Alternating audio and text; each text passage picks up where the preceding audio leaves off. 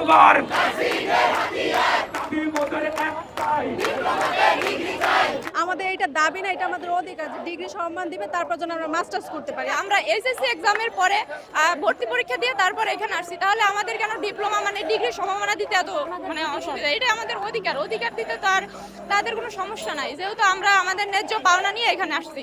লেগেছে রে লেগেছে লেগেছে রে লেগেছে লেগেছে রে লেগেছে তারাই আমাদের যোগ্যতার জন্য আমাদের ডিগ্রি সম্মান দিচ্ছে না, আবার তারাই আমাদের যোগ্যতা নিয়ে প্রশ্ন করতেছে। এইচএসসি এক্সামের পরে আমরা ডিপ্লোমা ইন নার্সিং মিডওয়াইফারি ভর্তি হই। মূলত ডিপ্লোমা যারা করা হয় তারা এসএসসি এক্সামের পরে ডিপ্লোমা করে। আমরা এটা মানে ডিগ্রি সম্ভাবনা চাচ্ছি, এই জন্য আজকে আমরা এখানে দাবি নিয়ে রাজপথে নামছি। আমরা এসএসসি এক্সামের পরে ভর্তি পরীক্ষা দিয়ে তারপর এখানে আসছি, তাহলে আমাদের কেন ডিপ্লোমা মানে ডিগ্রি সম্ভাবনা দিতে এত মানে অসুবিধা? এটা আমাদের অধিকার, অধিকার দিতে তো আর তাদের কোনো সমস্যা নাই, যেহেতু আমরা আমাদের ন্যায্য পাওনা নিয়ে এখানে আসছি। আমাদের তো বিভিন্ন জায়গায় বলা হয় যে তোমরা ডিপ্লোমা ইন নার্সিং মিডওয়াইফারি, তোমরা ডিপ্লোমার স্টুডেন্ট, তাহলে আমাদের দেখা যায় এরকম যারা বিএসসি করে ওদের মানে বিএসসি স্টুডেন্ট হিসেবে দেখা হয় তাদের ওরকম, আর আমাদের ডিপ্লোমায় মানে আমাদের মনে করে যে আমরা এসএসসি এক্সামের পর আসছি, কিন্তু আমরা তো এসএসসি এক্সাম দিয়ে আসছি। এইচএসসি পাস করার পরও 3 বছর ইংলিশ ভার্সনে পড়াশোনা করি, 6 মাস ইন্টার্নি করার পরও আমাদের সেই এইচএসসি সম্মানই রাখতেছে।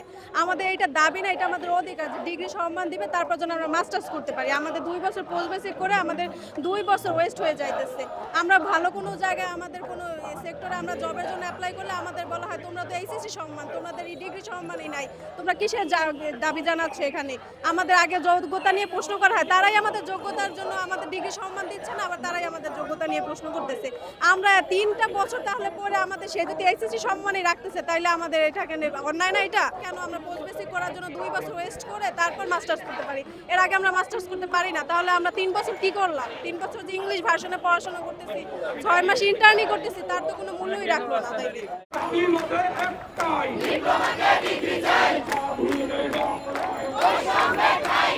যেহেতু একবার এসএসসি পরীক্ষা দিয়ে আসতেছে, আমাদের একটা সার্টিফিকেট আছে, আমরা 3 বছর যে এই পড়াশোনাটা করছি এটা তো কোনো আবার সেমই দেওয়া হচ্ছে। ডিপ্লোমা নার্সিং কি আছে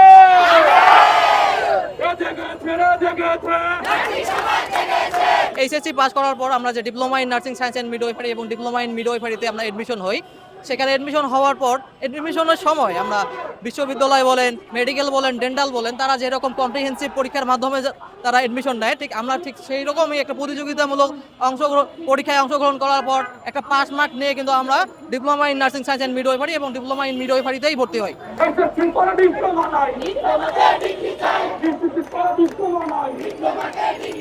আমরা 3 বছর যেটা করতেছি এটার তো একটা ভ্যালু থাকা লাগবে।